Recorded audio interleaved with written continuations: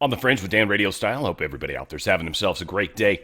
The way things are moving, the deep state definitely wants to try to take like a victory lap, but they've got no victory to take. They really don't. They're playing it up. There's not a lot to be said about it. It's really like 3 small races, 4 races. They're all heavily blue. We're going to talk about it. I don't think we have a lot to worry about. I think they're trying really hard to kind of get their big mark out of this particular election. But I don't think it's ending. We're also getting a lot of rumors that stuff is incoming. We don't know exactly what. We don't know exactly how. But there is a lot of weird rumors floating around right now. So something's heating up. Something's getting crazy.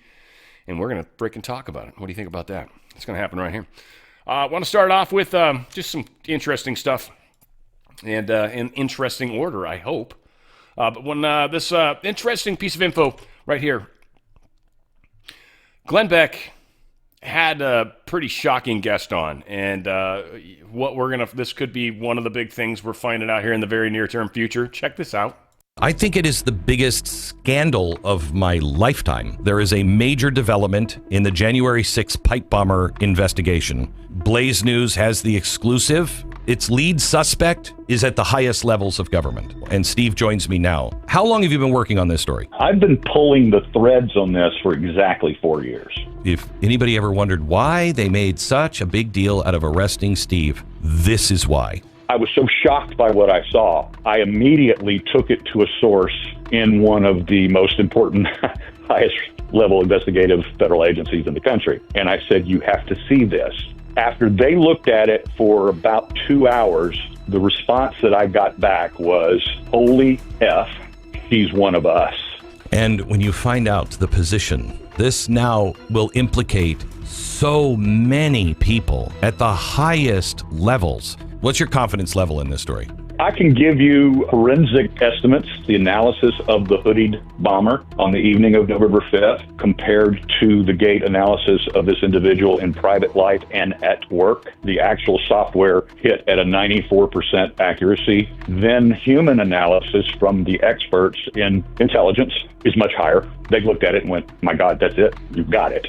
In a world not gone mad, this would be a best-selling book and a major blockbuster movie. When it all comes out, this is going to involve everybody. I mean, this is really bad. Really, really bad. This apparently just has to be done right because of national security, I'm gathering. Is that right? That's correct. And so they've got to take care of things they've got to take care of. Then the story will be released. That sounds like a big deal to me. What about you guys? Yeah, I think we've got some very, very major stuff coming, without a doubt. This is just a feel-good story, racing moment. I don't know if any of you guys ever followed like NASCAR or any of that stuff, but this kind of stuff you wouldn't think would happen, but it was actually a beautiful story. This Bubba Wallace character, he was one with the... remember the Bubba Wallace was the racer that had the noose hanging from the garage door, which every garage door had a noose hanging? But he was dominating the Cookout 400 at Richmond. He was leading 123 laps and winning stage 2. During a green flag pit stop, his left front wheel came off due to a freak lug nut mishap. The wheel detached mid-pit lane and really would have ended everything for him. He actually had some help from Joe Gibbs Racing number 19. Their pit crew took care of this for him. This is just cool. I don't know. I got another cool story I'm going to end up with, but this is a pretty cool story. I am lost.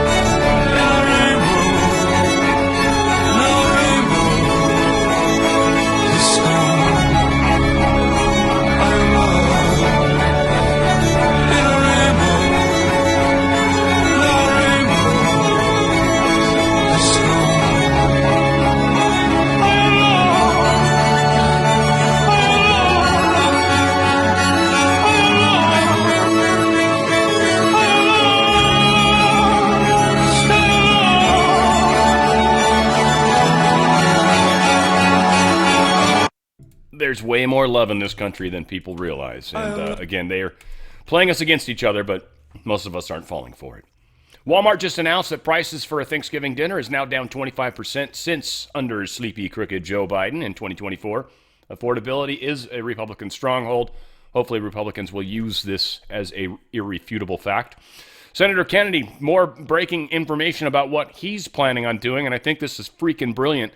And it's a good way to get those people in Congress, Senate at least, to do what's necessary, or if not, feel the pain that the rest of Americans are feeling right now. And this is fantastic. Like you, Mr. President, I've heard a lot of rumors about we're that close to reaching an agreement. We've been that close for a week. Frankly, I hope I'm wrong in saying this, but I don't think we're really that close. I wish we were, and I hope we are. But I think we're going to be in the shutdown a while longer. That doesn't give me any joy to say that. In the meantime, none of our staffs are being paid. No federal employees are being paid. I got some numbers in this morning that federal workers have had to borrow $365 million so far during this 36-day shutdown in order just to pay their rent.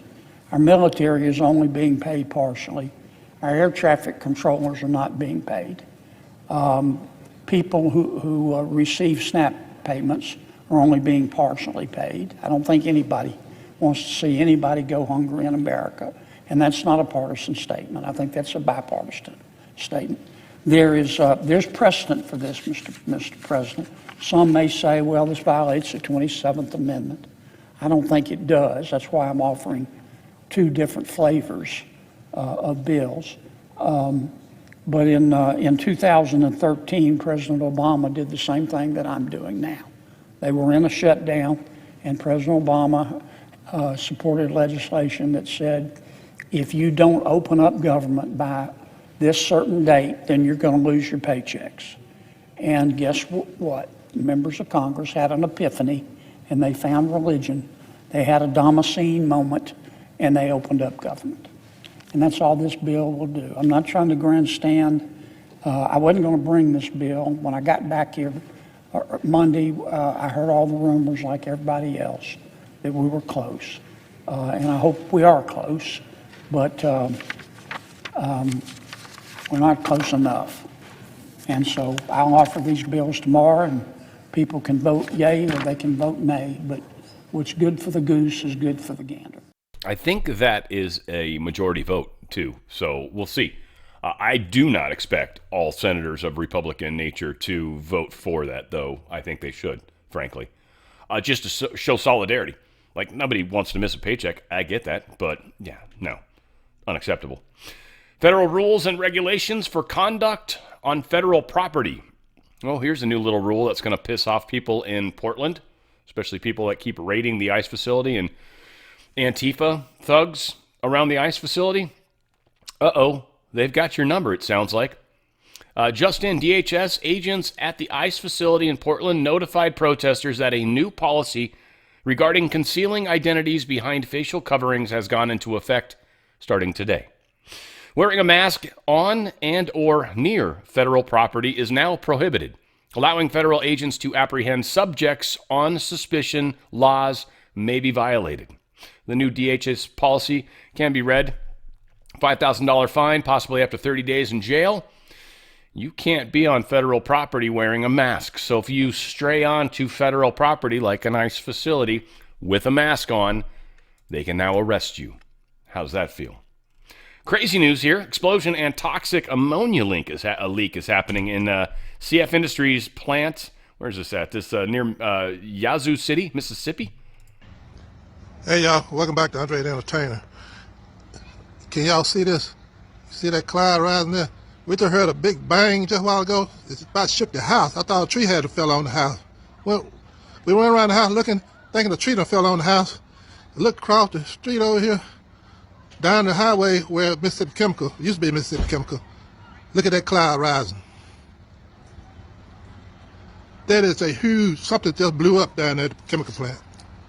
I hope it ain't nothing hazardous. I'm sure you're going to be seeing some sirens and everything else real soon. Yeah, FYI, if it's that color, it's not a good sign. I mean, if it was sunset and it was that color, maybe. But no, this happens to be a ammonia leak. This is very, very bad, very toxic, very nasty. I'm sure CF Industries is involved in the manufacture of explosives. We had that explosive plant that blew up out in Tennessee recently. This feels like similar sabotage. We are under attack. We are at war. We've being attacked both internally and externally. Trump knows it. Our military knows it. We need to understand it. And we actually, our job, by the way, and we need to get freaking way better at it, is rippling. And again, I'm not giving any criticism to anybody, but we need to get better at rippling. That's our job, is to ripple as much as we can. Ripple like mad. Ripple like you've never rippled before. Ripple like the ripple is going to be outlawed and you want to get it out of your system. That's what we're talking about. And certainly, if you feel that rippling is something that you're doing an adequate job on, I want you to hit a thumbs up. Hit the thumbs up and make sure you're subscribed. If you're somebody that's already adequately rippling, make sure you're subscribed and do a thumbs up. We need it. It helps. Breaking news, Gordon Findley, the executive vice president and head of Novo Nordisk's U.S. operations, just collapsed during a White House meeting this morning. I don't know. You okay? Were you okay? Yeah. He's like, I'm going to take a nap right here. I've always wanted to sleep in the Oval Office. Yeah, this is never good. Trump is like, holy shit, what the frick? What the hell? But, yeah, that's probably not good. Especially considering he's the head of a Novo Nordisk. I think that's isn't that a company that makes Novo Nordisk? Don't they make jabbies? Aren't they a jabber? DOJ via Deputy AG Todd Blanche. He's requesting that Tina Peters be moved to a federal prison. And for a legitimate reason, it might seem. Uh-oh. And I want to turn to something we're going to break right here, right now. I just got this before I came on air. The team will put it on air right now. Remember Tina Peters? She was the election clerk in Colorado that was sent to prison and convicted for her efforts to raise questions about election issues during the 2020 election in that state.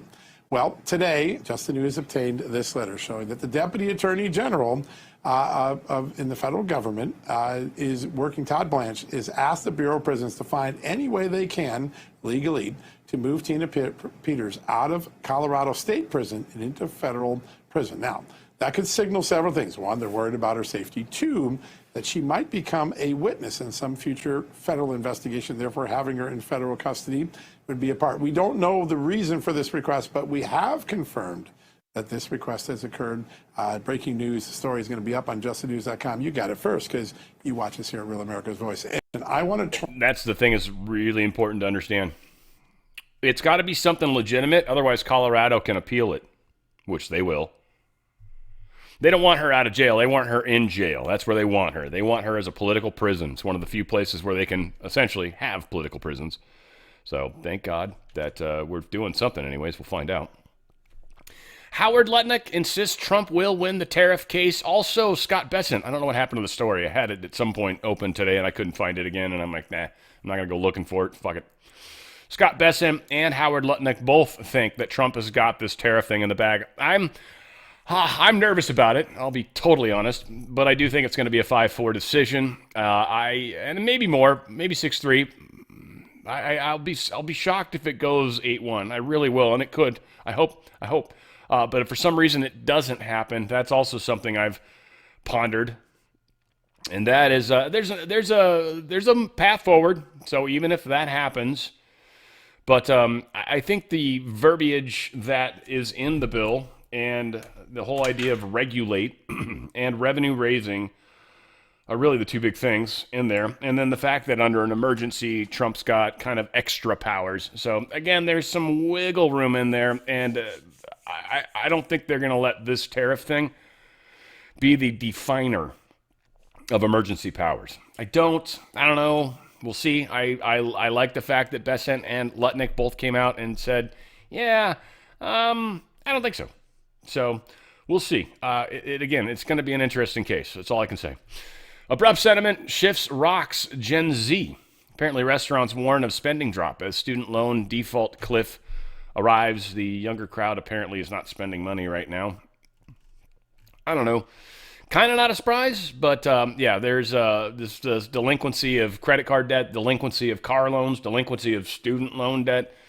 Whole lot of people, there's a problem with economies and having enough money. And certainly the first things you're going to stop paying for are the things that, well, I mean, what are you going to do? I don't even know what the collateral is on a student loan. I've never had one, so I don't know. I don't know anyone none of my good friends have had one. I mean, I guess my brother-in-law and stuff, I've never talked to anyone about it, so I'm not sure what goes into that.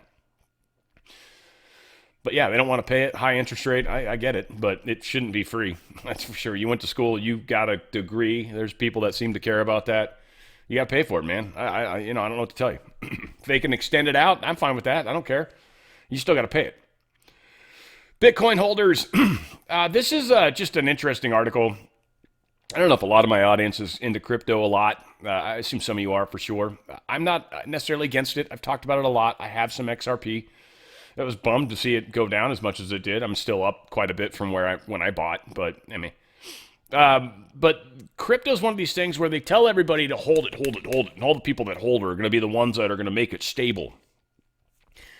They're putting a lot of pressure on the people that hold it because many people don't, in fact, at all. In fact, this article gets into the whole idea. I think this is Siquan's Communications. They sold off a bunch of their Bitcoin, 970 Bitcoin to be precise, which is a butt ton of money. And why did they sell it? Because they're in debt and they're dying. So this affects the Bitcoin cost or price or whatever. When a large amount of it's sold, the value of Bitcoin goes down aggressively. Now, one of the things they bring up is if something crazy happens, there has to be a buyer. So just because you're selling Bitcoin doesn't mean there's someone to buy it. So you can be like, I want to sell now. And they're like, nobody wants to buy now. There's a crash happening. And you're like, but I want to sell. And they're like, nope. Unless you go to try to buy something with Bitcoin, that's about the only way that you can get out of a Bitcoin collapse is to try to buy something before their systems are able to update to the fact that there's a collapse happening. That's it. If you own Bitcoin and a collapse is happening, try to find a place or know a place in advance where you can buy something that you want and use Bitcoin. That would be my recommendation. Because otherwise, you're going to get fucked. You will. Again, it's right, wrong, and different. It's like stocks. You can try to sell a stock, but if no one wants to buy the stock, you're not going to sell the stock. We've got similar situations going on. Bitcoin is definitely this funny little, this panacea that a lot of people want to believe, which is just great idea. It's just great technology. First off, blockchain's not that great a technology. It will be hacked almost immediately by things like AI and or supercomputers that are coming. So it is. It's just blockchain is not that good a technology. People think it is. It's not. It's okay with our 228-bit encryption maybe at best, but it's not that good. So again, I'm not trying to be a jerk about it. I'm trying to let you know that some stuff's going to happen. And when the sell-off in the stock market happens, people are going to pull out of crypto. They're going to take that cash, they're going to take their winnings, and they're going to buy stocks that are collapsed. You will see a huge transfer of wealth from crypto into likely the stock market and or precious metals, depending on how this plays out. Because I don't know exactly how quick it will be. My guess is it'll be somewhat slow. That's why I think the crypto, the precious metals is probably the choice a lot of people are going to go with what they can, put it that way. And again, Bitcoin's a great way to get around currency issues and all that stuff. I mean, there's a lot of perks to it. Don't get me wrong. I'm not poo-pooing crypto. I don't think it's a good idea for a national currency. I think it's a horrible idea. But I do think it's a great thing that it's cool that we got this thing that you can own and use, and awesome. That's fantastic. Again, it's just not this panacea that everyone wants to make it. So be careful if you're a holder, and be careful not to get it stuck in your head that you've got to hold no matter what. If the prices are at a place where you might be wiser to get the hell out because it's probably going to drop below where you purchased and you've got a little bit of winnings, take those winnings if you can, or buy something if you can. Otherwise, we are going to see a day here in the near-term future where cryptos, whether they stay there or not, I mean, a lot of people are talking, $1 million. All right, maybe eventually. I don't know. But when the stock market has its heyday, when the stock market goes shuzzle, crypto is going to have a hard time too. Gold's up today. The VIX was up a bunch earlier, which means that confidence is down. It's weirdly backwards, but that's how it works. So the VIX was up a lot earlier. Well, it's still 4.89%. which means confidence is down. Oil's under 60. That's fantastic news. Stock markets are not having the best day. NASDAQ's down 1.24%. Now, as far as cryptos, gold and silver are both up a little bit, which is fine. Gold's back up over 4,000. Silver's back up over 48. Now, again, I think silver is going to neutralize up around 50 at some point. But right now, it does seem like 48 is kind of a neat little comfort level that it's hanging tight at. That's fine. I want to remind you guys, got a special deal going on for November only. Any sales that close in November, you're going to get an extra 1% silver gift to you. 1% silver of whatever the dollar amount is. Are you sitting on $100,000 in 401k or IRA money? Well, $1,000 of free silver is coming out of my pocket into yours. That's how much I care about you. That's how much I also think this is going to help you out. DRSlikesgold.com is the website you want to go to. DRSlikesgold.com. Exclusive offer for my listeners only. Now, on top of my 1%, which is super cool, and it comes out of my pocket. On top of that, though, we're doing something super cool too. Normally, this is just my good friends at Goldco doing their thing, just their normal thing. Up to 10% for them, free silver for you. From them to you, up to 10%. Depends on the dollar amount. So again, $100,000, just to use that fun example.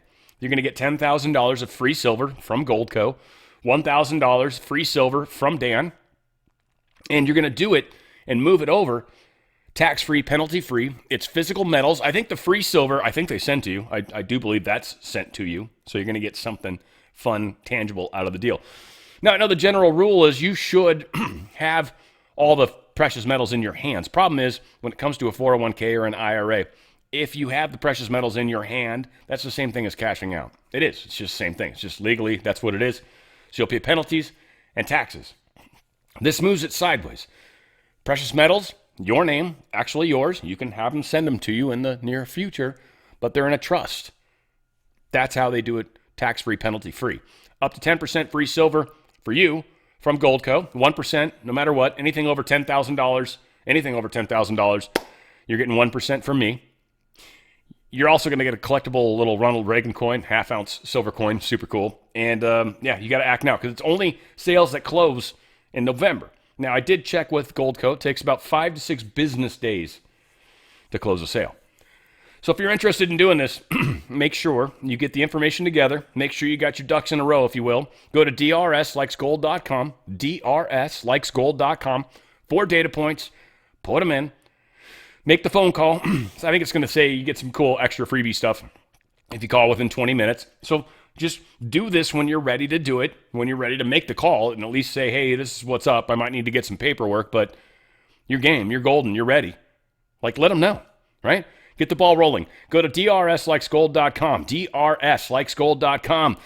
Get your free 1% silver, because that's going away at the end of this month, all right? Can't afford to keep doing this forever. Guys, come on, that's crazy talk. Go to DRSlikesgold.com, DRSlikesgold.com. Get out of that nasty system of theirs before they get out of you. And they'd rather get out of you. You guys know that. All right, whole lot of stuff where our ripples matter. So partial SNAP benefits are going to be a little higher than initially estimated. They were saying 50%, now it's 65%. So that's some good news, I guess. I don't know who. Oh, good, my girl, Alice Tang. Alice, tell us about this. Food stamp recipients will receive more aid this month than first expected. The Trump administration officials said in court filings that households in Supplemental Nutrition Assistance Program, or SNAP, will now receive up to 65% of their normal benefits in November. That's up from the 50% level the Department of Agriculture originally announced earlier this week. Officials said the change followed further analysis showing only a 35% reduction was needed to stretch the program's contingency fund. The revision comes amid a court-ordered funding plan during the ongoing government shutdown. The USDA is using $4.6 billion from that reserve to partially fund SNAP. The program normally costs up to $9 billion a month. Normal costs $9 billion. They've only got 6. They're spending, 4.6, 4.8, whatever. So we'll be able to go maybe even a little further. So that's a big victory.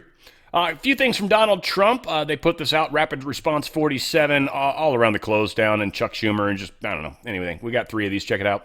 It's time for Chuck Schumer and the radical Democrat Congress to stop playing games with the people's lives and to pass a clean funding bill that they've done 30 times before, and to reopen government immediately. Just reopen it. Yet as we speak, the Democrats in Congress are trying to put all of this progress at risk and drag us back to the Biden policies of soaring prices, crushing energy costs, massive spending, open borders. Let the world come into our country from prisons and from mental institutions. Let them pour in.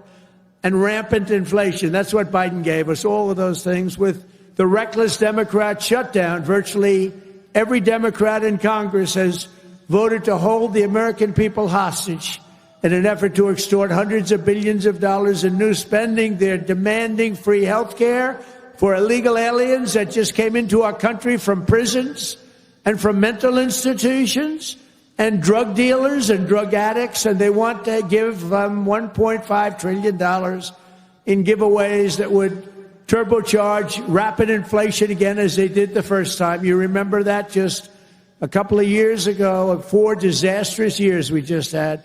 They were the worst years. The radical left Democrats are causing millions of Americans who depend on food stamps to go without benefits. They're forcing federal workers to go without paychecks, and they're stranding thousands of travelers at the airports. And you understand it, and they understand it. All because they want to return to the failed Biden policies. Yeah, again, the fight's got to continue. The fight's got to be won because people hear the ripples from us about how we are moving in the right direction. We are doing the right thing, period. Nationwide airport shutdowns are going to paralyze travel for hours. If you guys have to travel, you're bummed. If you can avoid a trip, avoid the trip. Now is not the time to travel. Now is not the time to travel. Airports affected, we're talking biggies out there, guys. Newark, Liberty International, John F. Kennedy, LaGuardia, Los Angeles, Atlanta, Chicago O'Hare, Miami, Dallas-Fort Worth, Washington area. So all of them. And hubs in San Francisco, Boston, Seattle, Denver, Orlando, and Salt Lake City. All hubs. These are all major hubs, major hubs. They're not flying as many flights. There's a 10% reduction in flights, to my understanding. We've got major delays. 3 hours is basically the average, I want to say, and I think it's growing. And it depends. Some are up to 5-6 hours. It's horrible. So this is not a time to fly, guys. They're trying to keep it safe. That's the problem. Shutdown is GOP's fault, they keep saying. Dems should keep this fight going. Kind of hope they do. I honestly hope they do. And I hope Kennedy's thing goes through, and I hope they don't get paid either. I'd love to see that happen. You guys go ahead. You keep the government shut down because, again, we're going to hit a point where contracts start to expire. And if that happens, we're able to close down parts of the government. We don't then have to refund them. So this guaranteed refunding is not really a guaranteed refund if there's nothing to refund. See, when Congress comes together and agrees to a budget, that's when they approve the money that's going to go to places. If people don't have jobs anymore, literally, well, that's not going to happen. So this could play out in a number of different ways. Fetterman's got some good stuff here when he talks to the CR and the opening of the government. I like him because he's Purple State. He's someone that's likely going to become independent at some point. His party hates his ass, but this, again, any Manchin was another one. I'm sorry, I get shit every time I bring him up, but I'm just proud of any Democrat that's got the gumption, got the entrails, if you will, to actually step up and do the right thing and actually do what's right for this country as opposed to not what's right for this country. And I like where Fetterman's mind's at. I think he's doing the right thing. Now. Well, that was kind of my next question. I mean, you've become known, I think, as a common sense senator. I hope you'll agree with that. And now the question is, I mean, the CR itself runs out. If you ever passed it, it runs out November 21st. So a lot of people are speculating, Senator, that there's got to be a new CR because you're going to have to extend it past November 21st, which is, a fortnight away. So are there 5 Democrats that you think would vote to do that, or is this thing just going to go on endlessly? Yeah, like that's my concern. I mean, this thing it would expire on the 21st, and now here that's so I'm not sure, but I just want to remind everybody, we are waiting on five of our colleagues to reopen this government, and this was a Biden CR. this isn't a very partisan CR. Actually, we've all voted on this many times to ratify it. Now, on my 4 times, I voted to reopen our government, and now I'm not sure how that's going to change. And now, for me, as a Democrat, the reasons why I'm very committed to keep our government open are fighting for really what's part of the core and the people that I think our party all should be protecting and fighting for, to just open this up, because it's a sad political spectacle at this point. And honestly, I'm embarrassed, and all I can do for people that now have been caught in the middle of this is just other than to apologize for it. Well, you're not afraid to go up against the party or the party leadership on things like the border control or Israel, or talking about Adolf Hitler, or deporting the worst of the worst criminals and defending ICE. I mean, I've been following your career in the Senate, and it's pretty impressive. You're going to go your own way. You think, if I'm quoting you right, you're saying it's the country that matters. Yeah, absolutely. Yeah. And what's astonishing, if it's problematic to be a committed Democrat from the most purple state in the country, and you're not allowed, or you're penalized by fully supporting Israel, or that we want to demand to secure our border, and now we really need to reopen our government. I mean, these aren't controversial. I mean, it's like that's really not a big tent kinds of a party if that's problematic. So here we are. And now, for me, it's like the lives now are being impacted in ways that move against my core values, and I think the core democratic values, honestly. And now we've made our point, and now I do believe there's a way forward to have a conversation to reduce the kinds of the costs on the ACAA policies. Now, I do believe that, but right now we're getting neither of things. No one's getting their SNAP benefits or those tax credits for their insurance, or paying our military, or paying all these unions now. And why all of us are getting paid through the middle of all this, I think it's deeply unfair. And now this thing really needs to end. You talk to President Trump frequently. How do you get along with him? Well, no, we don't speak frequently. No. And in terms of we get along, I mean, there are things that I agree that he has chosen to do. Like, for example, the peace deal in Gaza, and that has stuck. And now I've been very, very supportive, and I actually celebrate those kinds of things. So now it's like I'm hopefully that we can all come together and reopen this and now move forward for our nation, because it's a very easy choice for me. It's a country over party throughout all this. We can disagree on many things, and we can agree on one thing, is that I think an open government is a core responsibility for here as a Senate. As a senator. So I think it's dangerous at this point. How can continue? And if you're emboldened by, or you're gaming it out on, hey, well, we're winning or you're losing, or who's going to blink, and then that's not a game that I ever going to want to participate in. And the only guaranteed losers are Americans that are caught in the middle of all of this mess. Yes, afraid you're right on all that stuff. Anyway, Senator John Fetterman, great state of Pennsylvania. Thank you, sir. Yeah, it was again, we've got to move in the right direction, and we've got to stop doing the wrong things. But like many are speculating, and I'm leaning in this direction. I just don't want to say for sure this is what's happening, because I don't know. I think this shutdown is supposed to last longer. That's what I think. I think we're literally waiting for the tariff thing to come through the Supreme Court. Once that happens, Trump's going to have ammunition that was never available before, because right now he can't spend that money, because if the Supreme Court comes back and says, yeah, no, you can't do tariffs, Trump, then Trump's got to give all that money back to the countries that have paid it to us. Literally. I'm not making that up. That's for sure. That's fact. They talked about that during the Supreme Court thing. So it matters a lot what happens from that. If the Supreme Court says, yeah, Trump's cool doing what he's doing, boom.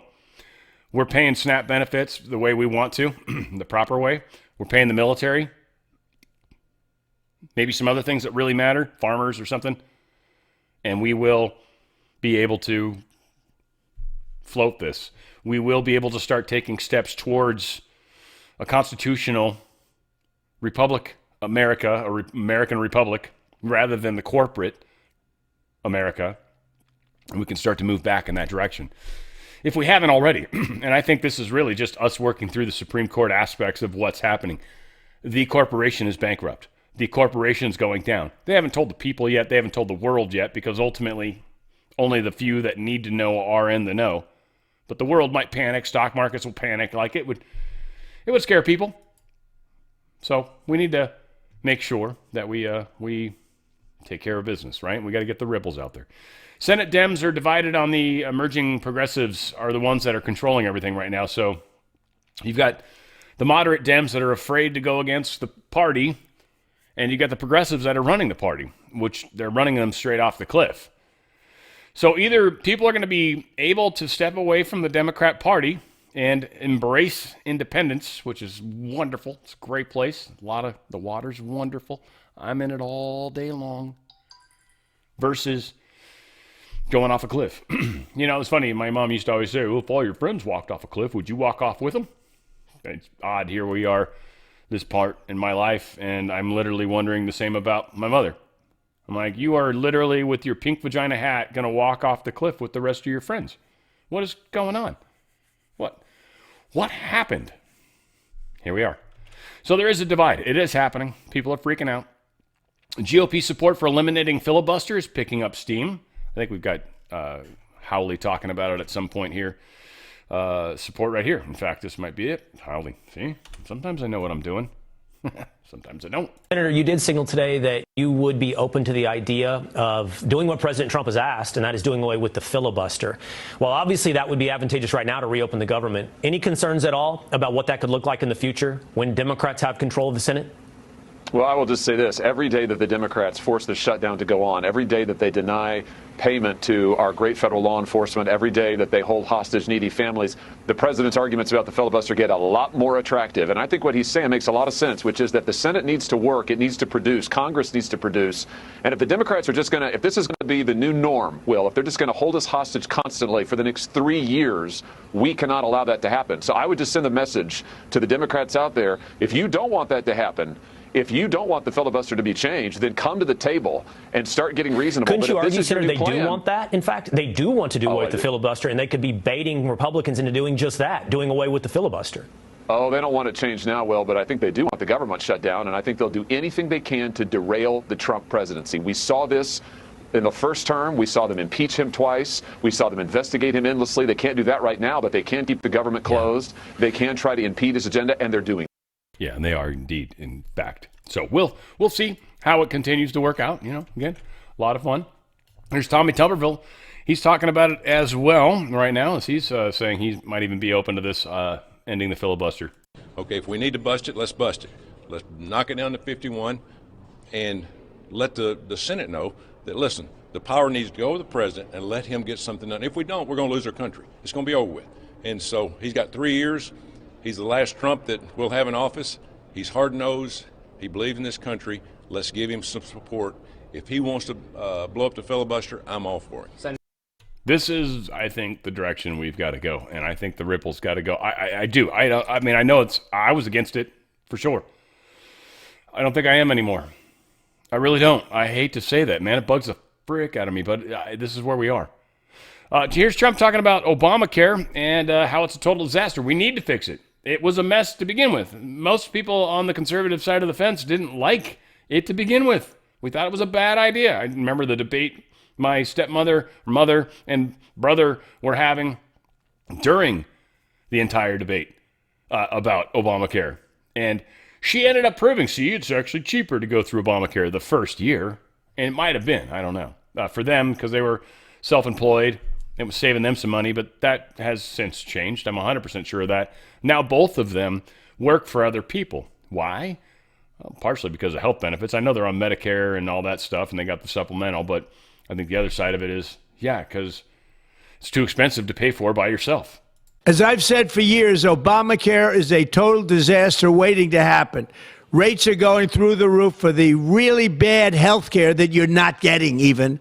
Do something, Democrats. Sit down and do something. We want to make it better, or we want to get something that's good. Obamacare is a disaster, too expensive, and the rates are going too high. I said it right from the beginning. It's no good. It's trash is what it is. It is. Democrats flip 2 Georgia seats seen as key predictors for 2026 midterms. You see this headline, and I clicked on it. I'm like, oh, shit, really? We lost 2 seats in Georgia? No, not quite. It was Georgia's Public Service Commissioner in Districts 2 and 3. They switched, which has never happened since 2000, but big fucking whoop. Big fucking whoop. Again, they're trying to make it sound like they got something crazy going on when they don't got shit going on. Rep. Jared Golden, Democrat from Maine, said Wednesday that he will not seek re-election in Congress in 2026. Says he's getting frequent threats against him and his grim milestone of the longest government shutdown in history. Yeah, whatever the hell. Dude's a tard. That's why. But he's not going to do it. California Republican Party announces federal lawsuit against Prop 50, redistricting here in California. Knew it was coming. It's all good. It's happening. We'll see. I don't think it's ever going to go through. I think everything that Newsom put through, he put all these gun laws through. It's just crazy shit. The dude's a freaking nuttard. He's a nuttard, a shit-tard, a retard. I don't know. He's a tard of all sorts of different varieties. A lot of different kinds of tards. You know? It's different. You never know what kind of tard you're going to get. Elon Musk, man, I want to watch this show, and I'm going to probably this weekend. I'll at least be able to play it, have time to actually listen to it, even at fast speed. It was probably a 4-hour show or 3-hour show. But I love Musk, and I'm glad he's kind of back in the right place right now. He doesn't need to be close to Trump. I don't need that. I just want him on our side is all, and I want to know he's on our side. And Joe Rogan, I just love. I've loved Joe Rogan since Just Shoot Me or whatever that show was.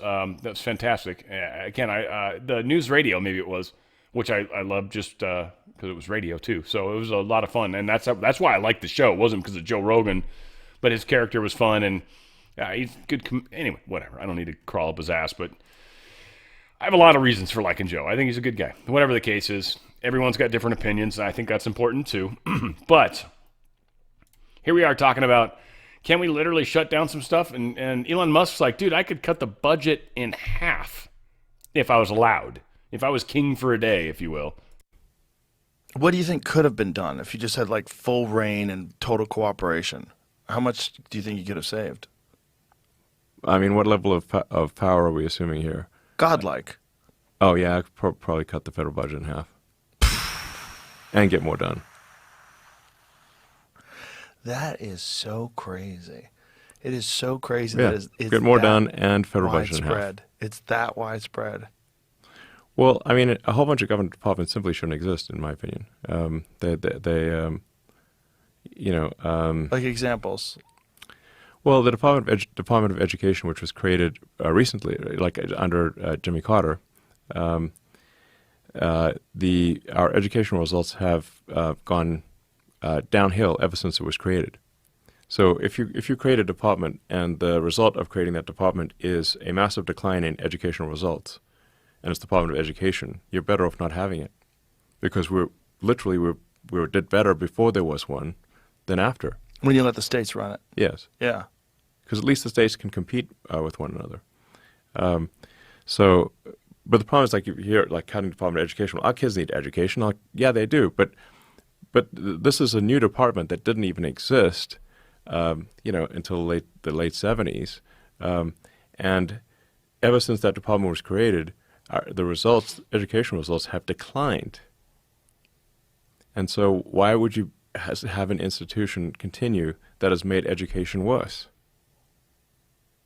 It doesn't make sense. They killed it, though, right? No, they still, unfortunately. But they were trying to kill it. It has been substantially reduced. Okay. What other organizations? What other departments?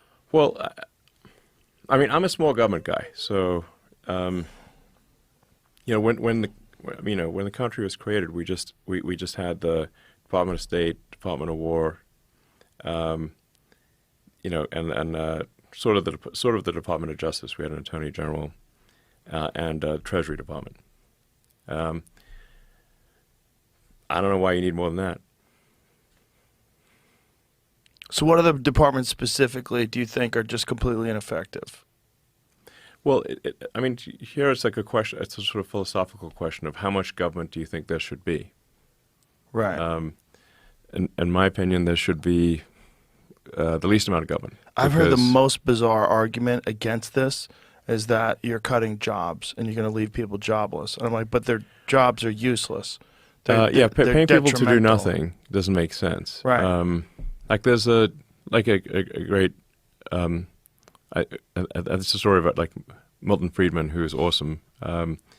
Generally whatever Milton Friedman said is, people should do that thing. I'm not sure if it's apocryphal or not, but like someone complained to him, or he observed, I think, people that were digging ditches with shovels, and he said, well, allegedly Freeman said, well, I think you should use excavating equipment instead of shovels, and you could get it done with far fewer people. And then someone said, well, but then we're going to lose a lot of jobs. Well, then Friedman says, well, in that case, why don't you have them use teaspoons? just dig ditches with teaspoons. Think of all the jobs you'll create. I mean, it's bullshit. Basically, you just want people to work on things that are productive. You want people to work on building things, on building,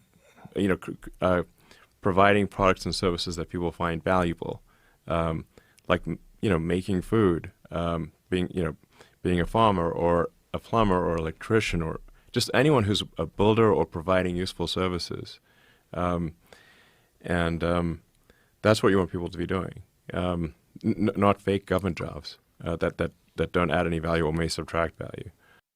And that's the way a lot of people on the left think, just throw more money at it. It's jobs. We can't get rid of those jobs. It's like, well, those jobs are stupid. They're worth less. Nothing. You don't just have a job just to have a job. And there's a lot of people that think that way. Even people on our side of the fence. I'm sure there's people in my audience. But I'll lose my job if AI can do it. Well, then your job's fucking stupid. No offense. Not trying to be a dick. I'm not saying you're stupid. But if AI can replace your job, you've got a shit job. Think about it. We gotta move forward. We can't keep doing the same thing that we've been doing and expect things to change. And that's what so many people want. We gotta go back to how it was. No, we fucking don't. Back to is not happening. We're not going back to the future. It ain't happening. We're creating a new future. We're traveling right now in the desert with Sinai or whichever one it was, with Egypt, right? When Moses was leading everyone. It's where we're at right now. We are literally wandering, hoping manna falls from the sky. And it does. State Department official slashing refugee resettlement program saves tens of billions. That just breaks down some of the nonsense. The numbers reported by this individual, I don't want to try to say his name because I'll say it wrong, but Biden's administration, they imported a total of 222,829 migrants through the refugee program, including more than 100,000 in fiscal year 2024, marking the highest number in any single year since 1994. It must have been Iraqis or something. The effort was not cheap. The Biden administration State Department spent more than $3.1 billion on resettlement as it leveraged the refugee admission system to expand its mass immigration efforts, internal data is showing. The figure amounts to nearly $14,000 per refugee, which covered processing and admissions costs, as well as the first 3 months of resettlement expenses for admitted refugees once they were in the United States. Those numbers only account for expenditures by the State Department itself. A report indicates that an astonishing $20 billion with a B dollars was spent in the Office of Refugee Resettlement, a sub-agency of the Department of Health and Human Services. So $20 billion there, $3.1 billion there, probably some more elsewhere. You see how the game is played. Maine voters rejected voter ID laws to protect state elections from fraud. Of course, why wouldn't they? They're a blue state, super blue state. Susan Collins is ridiculous, but whatever replaces her is either going to be a Democrat or probably a Democrat leaning Republican. It's just, I don't know how we get around it. A lot of stuff around Mamdani. He lost among native New Yorkers, by the way, just in case anyone was wondering. Native New Yorkers voted significantly way lower on him versus people that were foreign born and have been here less than 10 years, or been in New York, I guess, for less than 10 years. So huge difference in that candidate in the case of that. So let's see. He led voters who lived in New York for over a decade, were not born there, albeit narrowly. 55% to the 40% of people that were, against him. And 49% to 38% is how the Democrats turned independent, beating the Democrats, yada, yada. If there's a better number in here somewhere, but whatever. So whatever the case was, people that were born in New York, or born in this country, voted differently, generally speaking, than those who are foreign-born living in New York. So again, just they pushed a bunch of people there because of the sanctuary cities. It's just what they do, what they've been doing. It's how they do it. Mayor-elect Zoran Mamdani admits he wants to take aggressive action on a socialist agenda. It's a mandate. So right now he feels like it's a mandate from the people, which I don't blame him. That's what Trump said. But in his case, in New York, they're allowed to vote illegally, meaning if you're an illegal alien, you are allowed to vote in New York. So, yeah, Mamdani's got a mandate from the illegals to do more stuff for the illegals. Again, it's one of those things where I feel bad for anybody that's in my audience that lives in New York, or at least, New York City proper or whatever. Like, sorry, get out. You should have already. Shouldn't be there. I don't live in L.A. California is not totally toast yet, and we're going to win this. We're going to win this state. And if you want to fight for your city, man. Stick it out. I'm cool with that. I get it. Because it pisses me off when people run. Why aren't you still in California, Dan? Because somebody has to fight. You can't just run away from the problem. It never goes away. The problem will find you. People that went to Texas, you know exactly what I'm talking about. Texas. The problem found you. Whole bunch of California tacos showed up right in your lap. Now, albeit delicious tacos, because we do know how to make a taco here in California. But it's a California taco. It's got guacamole in it. It's got an avocado or some weird shit. I don't know what makes it California, but something like that. We'd probably put an avocado in it. Makes sense. Guac is delicious, so I don't know how you could fight that. But whatever. I mean, I'm not here to argue. I'm here to bring us together. Minus others. This whole conversation thing happening here. New York City. I think NYS Dems open up to Zoran. Is city now spelled with an S? What is that? NYS Dems? What is that? What is socialist? New York Socialist Dems. Probably. It's got to be it. That's got to be it. Yeah. His tax hike plan. They're going to go after billionaires. Billionaires are going to move. That's it. I mean, I guarantee you. They're already like, yeah, no, we'll be out before he's even in office. Fuck this guy. That's how it'll work. Nothing changes. Borders are. Homan vows New York City immigration raids will continue. Dig it, Mamdani. I don't know which finger you want to see, but I'm going to suggest the middle one. I didn't say F you. I was going to. Suck it is what I'm going to follow up with. Not necessarily better, but meh. Zoran Mamdani's supposed grassroots campaign revealed a foreign influence operation. Yeah, a whole bunch of foreign money came in. Likely not legal. And he's not a natural-born citizen, so there's a strong chance there's a whole slew of stuff that's going to pop up around this. He could very well become the first mayor to be deported. And I would say strong chance that the chick from Minnesota, not Ocasio-Cortez, what's her name? The chick that married her brother. She's likely going to be the first Congress member deported. We'll see how that plays. These people aren't national-born citizens, and here they are fighting this country in a weird kind of way against everything that we've stood for over the years. They're going to have a hard time winning that fight. Colombia's Marxist leader celebrates Mamdani's victory and congratulates New York. A communist. What a shock. Charlemagne the God blasts Van Jones for trashing Mamdani's divisive victory speech.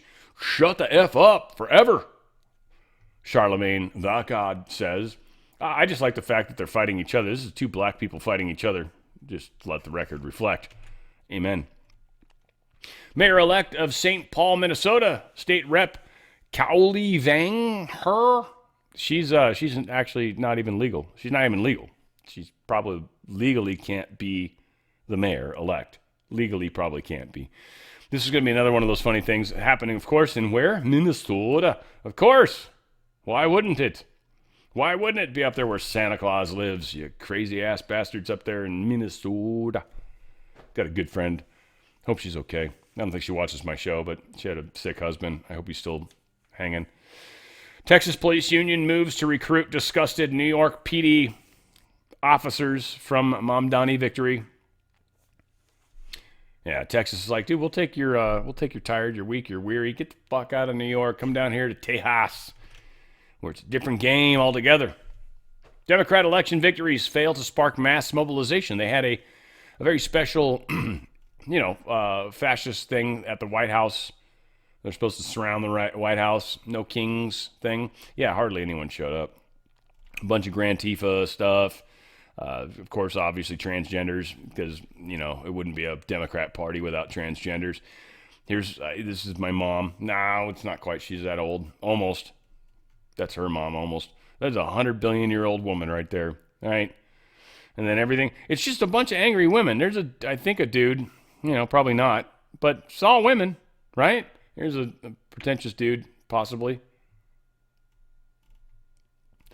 So again, this is what we're fighting against. Yeah, here's Mamdani with our good friend Soros. Of course. Right? So, yeah, whatever it is. Whatever it is. Somali America fails in bid to become the wokest mayor. So this guy failed. There is one place where we actually managed to keep some Somali guy, Omar Fateh. He's 30-year-old Somali background, Minnesota state senator and far-left Democrat. He lost his campaign to become mayor of Minneapolis. I guess. Thank God. Probably a little too crazy on the left. Who knows? Kansas GOP abandons redistricting battle despite California Democrats' victory. They don't have the votes because of one person, which this struck me as odd, but whatever. I didn't dig deeper. But yeah, this Democrat, Sharice Davids, is apparently able to stop this whole redistricting thing. So yeah, so they're not going to do it right now. They'll try it later when they get into the next fiscal session or whatever the hell it is. Their special legislative session, my bad. Kansas mayor charged with allegedly voting as a non-citizen in elections. Yeah, this is probably not good. Got a Kansas mayor who's been charged with allegedly voting as a non-citizen because you're not legally allowed to vote. In 2022, 2023, and 2024, says the New York Post. We'll find out what comes from it, but my guess is Pam Bondi would throw the book at them. Nancy Pelosi officially announces her retirement. Yay! I don't need to spend extra time there. Trump about Nancy Pelosi, though. He's got opinions, that's for sure. Thank you, press. Thank you, press. About Nancy Pelosi? Nancy Pelosi's retirement. I think she's an evil woman. I'm glad she's retiring. I think she did the country a great service by retiring. I think she was a tremendous liability for the country. And on Dick Cheney. I thought she was an evil woman who did a poor job, who cost the country a lot in damages and in reputation. I thought she was terrible. Thank you very much. Thank you, everybody. Yeah, she's a friggin' evil woman. Evil woman. Right? Zohran Mamdani refuses to say if Schumer should face election challenge as he launches with AOC. So he had lunch with AOC. I'm assuming this is some communist thing or something in the background. It looks Indian. I don't know. Could be Chinese. I don't know. Yellow. Something weird there too. But that said, these two are buddying up. Maybe he runs for president. Maybe she, Mamdani, is his AOC's vice president. I don't know. Who knows what's going to happen with these two? But Schumer's toast. That's it. Live. End of story. Keeping count. This is good. I want to play this, and I actually thought this was pretty good, and I'm glad it's still open. I was keeping count. I was worried about that. So we're going to do this at a slightly enlightened speed, not that much, but 1.25. It's, I think, 12 minutes that we got to cover. So sorry this is going to go a little long, but we have some good stuff in here. And Speaker Johnson talking about what he's doing and what's happening and how we're fighting this. I just think it's too important to not play. Keeping count, this is day 37. 37. It seems unbelievable to us that we've gone this long. It is officially and shamefully the longest shutdown in U.S. history. Republicans feel very helpless about the situation because, as we've noted, there is really nothing for us to negotiate. We sent them a clean CR, as you know, back in September 19th. We passed it out of the House. It feels like a lifetime ago. But that was a nonpartisan measure. It was 24 pages in length. It has no Republican priorities on it at all. It was merely the status quo to keep the lights on so that the members of Congress, the Republican and Democrat Party, could work together to finish the government funding appropriations process. And the Democrats tried to turn that into a game. Now, we're going to give you the latest updates on that and where we think this is headed. But I just first want to address in a bit more detail the current state of our politics. It has been very interesting to us to see all the pundits trying to spin the results of the election on Tuesday. I just want to point out some simple facts here, and as usual, I try to be concise and give you the highlights here, but there's some things that we really need to point out. First, there were no surprises on Tuesday night, okay? You had blue states and blue cities that voted blue, to the alarm of no one, to the surprise of no one. That was what was expected. It just so happened that New York and New Jersey and Virginia were the states that were in the national spotlight on Tuesday. If the tables had been turned and if the calendar had been different and you had 3 red states, we'd have an entirely different narrative that you all would be writing about. Don't lose the simple facts. Second, the big headline that everyone is writing about appropriately is that the future of the Democrats was set in New York City. A 34-year-old Marxist is now the leader of the Democratic Party, and it is a very dangerous road for them to go down. I want to say this because a lot's been said about the Mamdani campaign. It is very easy to run and win as a socialist, right? All you do is promise everything to everyone for free. What a great message that is. Boy, that really resonates for people who don't study history. And while you're making all those promises, you hope that they never realize the trap that you're actually setting, the impossibility of fulfilling your fantastical claims and dreams, and the extreme danger and chaos that would result if you ever could. When you run as a socialist, you have to hope that they never understand that this will lead to the inevitable loss of their freedom, their opportunity, and their security, the loss of meritocracy and fairness in society, the loss of colorblindness, and the loss of emphasis on character, and the morality and the personal incentive and the common sense that we rely upon to keep a republic in operation. If you run as a socialist, you run on a big list of false claims. You promise everything to everyone and you can't deliver, and if you were ever able to deliver, it will be to the great detriment of the very people that you lured in to vote for you. Third fact about the election on Tuesday night is that the Democrats, and you all are not writing about this, and you should be, not writing enough about it, the Democrats have now set themselves on a collision course in their own tent.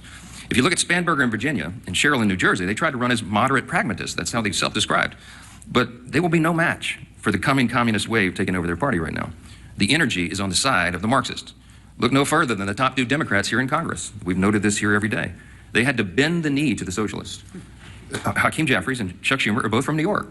The top Democrat leader in the House and the top Democrat leader in the Senate, they couldn't get around that. And so Hakeem had to ultimately embrace it. He had to give the full blessing to Mamdani and his agenda. And he co-owns it. And Chuck Schumer flirted with it. He pandered all along. He flirted with that open endorsement till the better end, even though Mamdani is an activist against Israel and an anti-Semite. Chuck Schumer is the highest-ranked Jewish official in America. And even he couldn't bring himself to disclaim that. And as we've noted here every day, the sole reason for the entire federal government being shut down now, the sole reason for all the American people suffering all this pain and hardship is because of the fear of political retribution from the far-left activists who run the Democrat Party. That is the motivation for the shutdown. It's never been about any policy issue at all. It was only so that they could show a fight and try to show that they're tough to this rising far-left activist base in the party. The old guard has been repudiated, and the radicals are taking over the Democratic Party. We have evidence now every day. Yesterday, Jared Golden announced he would not be running for re-election in the state of Maine. He's a moderate, and he has no place in his party anymore. And then this morning, you saw the headline. Former Speaker Nancy Pelosi has now announced her retirement this morning.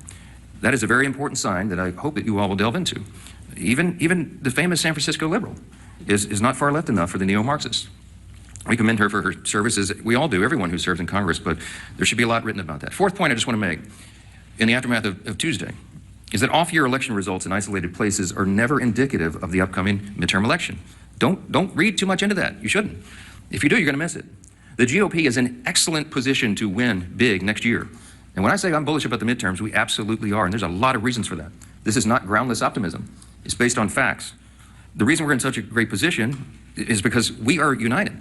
And while the Democrats engage in their emerging civil war, Republicans are going to continue to work and deliver for all the new voters that we brought into the party last fall in 2024. There was a true demographic shift in that election, as you know. Record number of Hispanic and Latino voters, Black and African American voters, Jewish voters, union workers, urban voters, young people. And while they say that there's this big swell of enthusiasm of young people based on what happened in New York City Tuesday night, I would give to you Exhibit A on our side. Maybe you're not noticing, but the turning point events at college campuses all around the country are setting records for attendance. You have hundreds of thousands of new young people weekly coming into the movement that are enthusiastic, young conservatives who are looking for truth, who believe in America's founding principles, and who want to be engaged. And they will be engaged in next year's midterms. The third reason is we got a very favorable map. You shouldn't miss this either. I was very bullish even before the current redistricting battles began. As we sit here today, there are 13 House Democrats sitting in districts that President Trump won. There's another 21 of them in districts he came within 5 points of winning. There's only 3, conversely, there's only 3 House Republicans sitting in districts that Kamala Harris won. That's a lopsided map. And after redistricting, we think we'll net a few more seats, handful, maybe 6 to 8. We're in very good position to make history and grow this majority. And finally, I'll just leave you with this. The reason we're so enthusiastic about running next year is we have a real record to run on. Mondami and Democrats want to talk about affordability. We love that subject.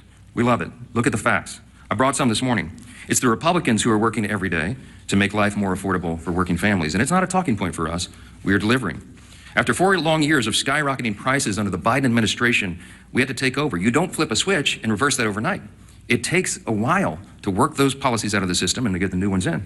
President Trump and Republicans are delivering results for the American people that they can see and feel.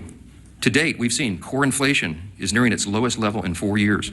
Gas prices have fallen to a 4-year low. Prices for everyday goods continue to decline, and blue-collar workers are seeing the largest increase in wage growth in nearly 6 decades. That's the result of our policies. And Congress, House Republicans are working hand in hand with President Trump to advance his affordability agenda. It is President Trump who ran on that. It's President Trump who's delivering on that.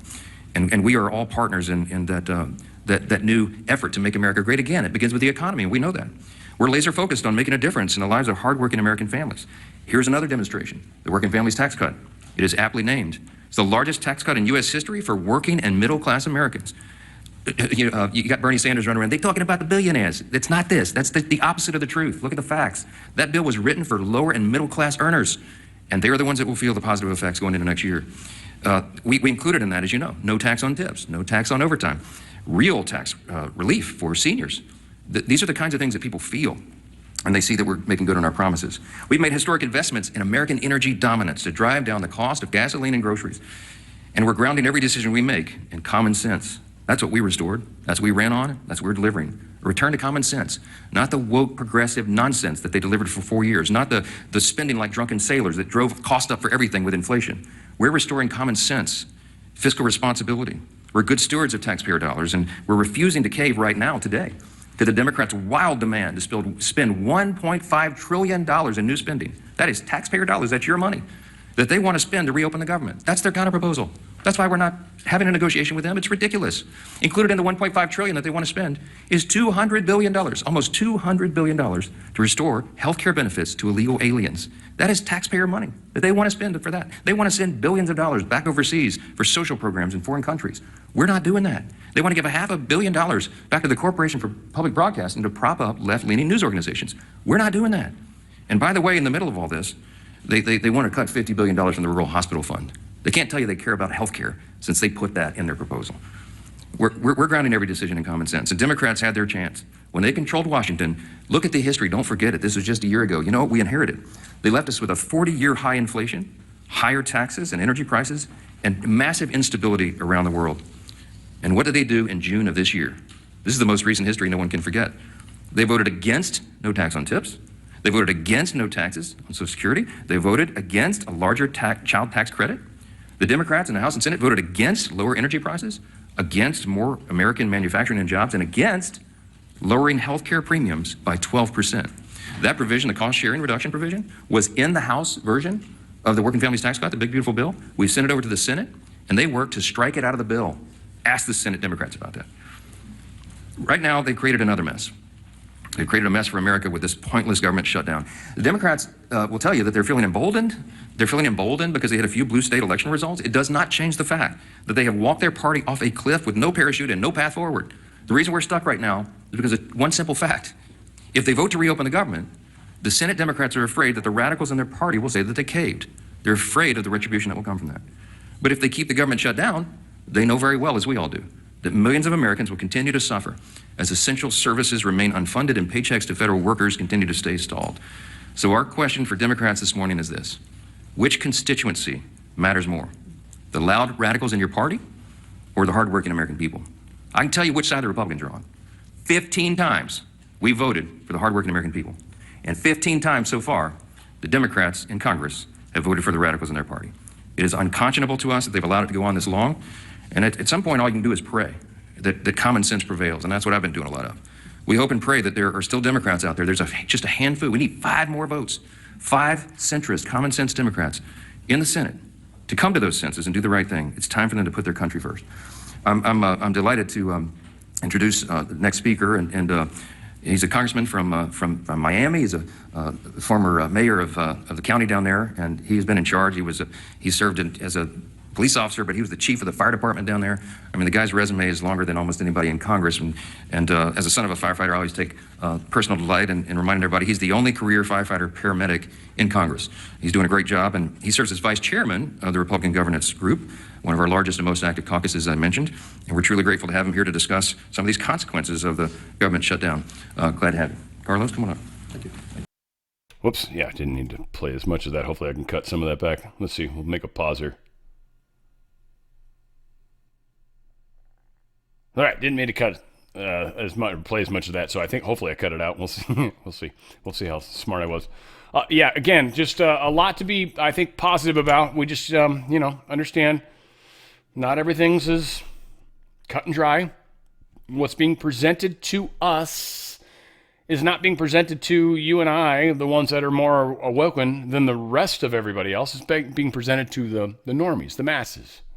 So we've got to keep that in mind. There is a psyop happening on multiple levels, and sometimes we get caught up in parts of it, I think, too. And once again, Verizon gave it all up, responding to the compliance with the subpoenas, saying that they were, quote, facially valid and contained only phone numbers, not names.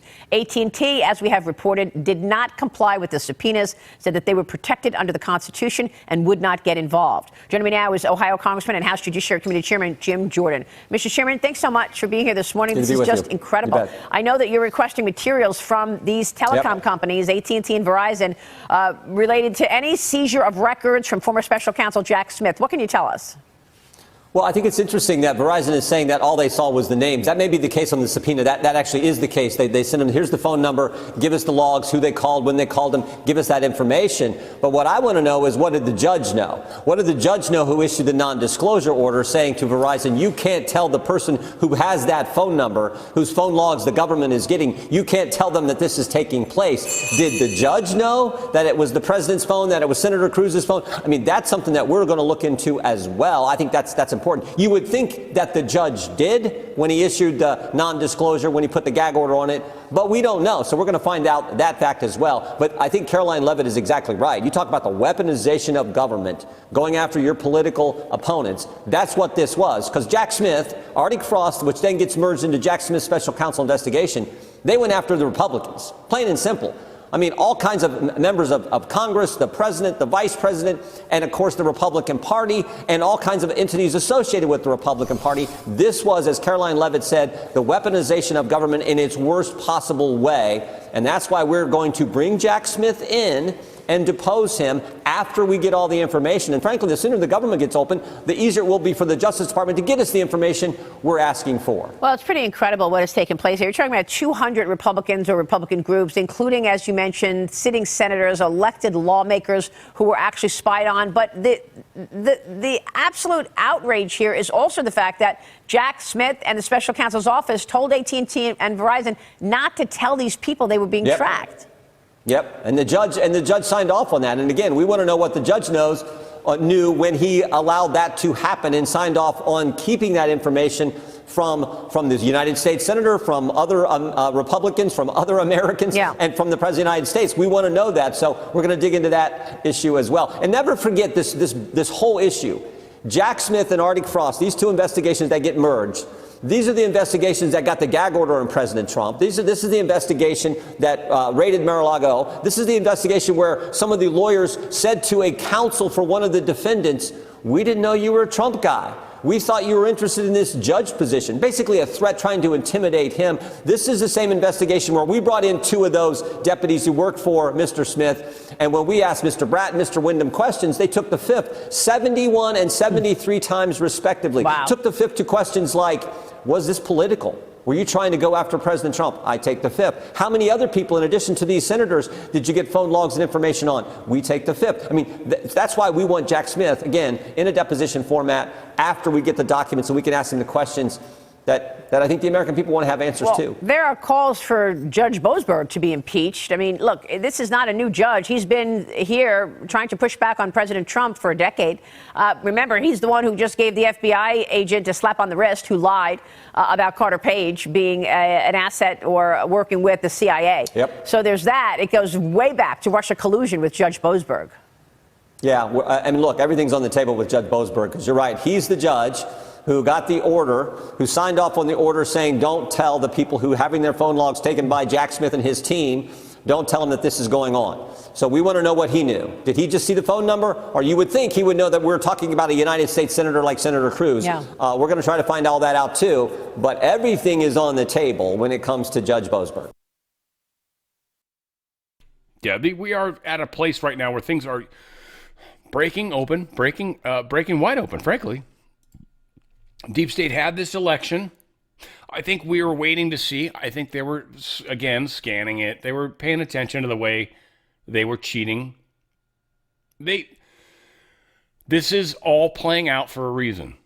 New York has to. It's just the easiest place to demonstrate how fudged up stuff can get. DOJ actively preparing to issue grand jury subpoenas relating to John Brennan. So probably likely going to be an indictment coming soon in that regard. Guys, I just want to say, I don't want to spend a lot of time on this. I'm going to spend a lot of time here, because first off, they got anti-weight loss, okay? I guess I'm not starting there. Drop. Stuff's really good. Drops, you put a couple drops like once a day. It's like this stuff actually helps you lose weight. Helps with your appetite, helps with cravings. It also just helps your body, the way it metabolizes it, and it's just a drop that you either put in water or put just straight in your mouth. I don't know exactly how that works, but people are raving about it, and it helps you lose weight at a reasonable speed. This is something I want to prepare all of you for. Please don't expect quick results. Please don't, right? What are you, 100 pounds overweight, 50 pounds overweight? Oh, I want to lose 50 pounds in a week. No. If you've got a date coming up in a week, no, this is not. This is about healthy living, right? Heal Thy Home was one thing I love. And then the Wellness Company. Think about the name. The Wellness. Wellness to you. Okay? So if you're overweight, lose weight at a reasonable speed. 5 pounds a week. And by the way, for those of you that actually have scales that aren't broken, I don't know what the max weight is, then you'll notice. You'll be stoked. You'll see it when you shower and you look in the mirror and you're like, daggum. Or worse. You'll notice. This is about making choices for ourselves, first off. What helps us become healthy? What helps us be healthy? We're being bombarded by everything from everywhere, right? Every different direction.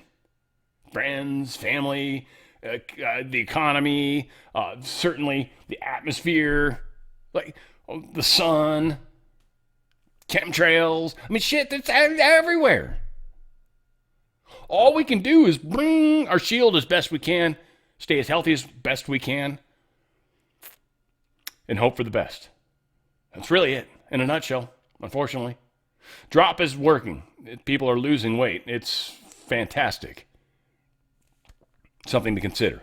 Now, for those of you, I don't know, again, it's a weird topic. It's a small percentage of my audience, right? So I apologize to my larger audience for having to deal with this, but I did this show about the Law of One. It's just something I think is super cool. I think it's something that's very much affected me. It doesn't replace religion, okay? It's not meant to.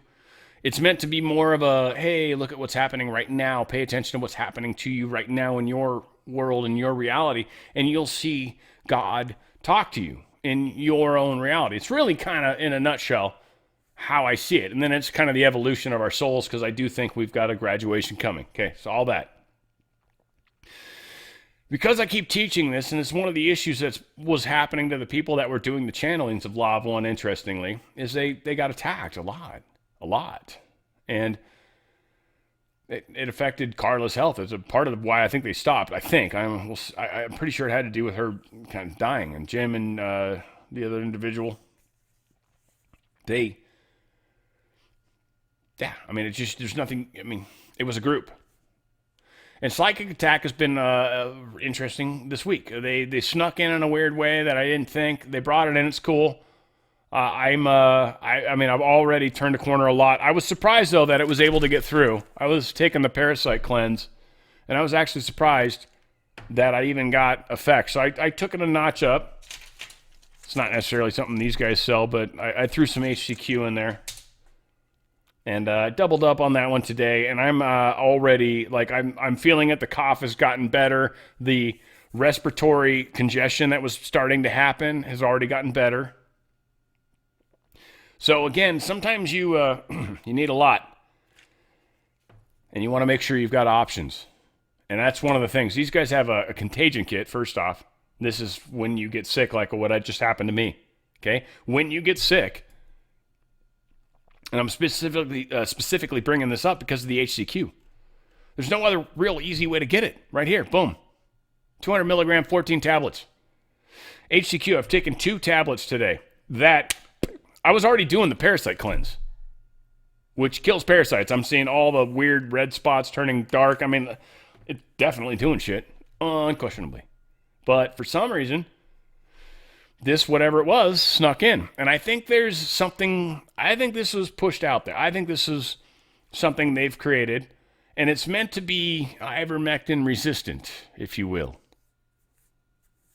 Hydroxychloroquine's kicking its ass. Kicking its ass. Taking 2 of them. You can see it right here. Boom. See it? There's 2 missing. I took one, and I don't know, 3 hours, 4 hours later, I took another. I'm like, it's working. So the contagion kit is a kit. It will save your freaking life. It's got ivermectin. It's got azithromycin, which is a freaking antibiotic, which I'd probably take right now too. I don't think I've got an infection. I could, but I'm going to kill it with the viral, and I'll push it down. We'll be okay. I got it early. But if you don't, if you wait too long, and you start getting infections and stuff, infections, again, and maybe that's where I was at right now, is, ivermectin doesn't work on that, but for some reason, HCQ's knocked this bastard down. So I feel like it's a ivermectin resistant thing they're pushing out right now. Just be careful, guys. I'm just saying, this contagion kit will likely save your life. If you've got it, remember the HCQ, okay? Take the Ivers for sure. Take them both. And if you're taking the Ivers and you're not noticing a difference, there's something special going on. Get on the HCQ for sure. But if not, take them both together and you're set. Azithromycin, again, antibiotic. Also, they've got another generic Tamiflu, which is another, it's an inhibitor. Yeah, it's an antiviral neuraminidase inhibitor. Yeah, whatever the hell. That's a lot to say. That's a freaking heck of a, if you could somehow spell that in Scrabble, though I don't think you can, right? How did someone already have Neuramin in their thing, and you're like, what? If I add idase to it, it's a new word. No, probably not.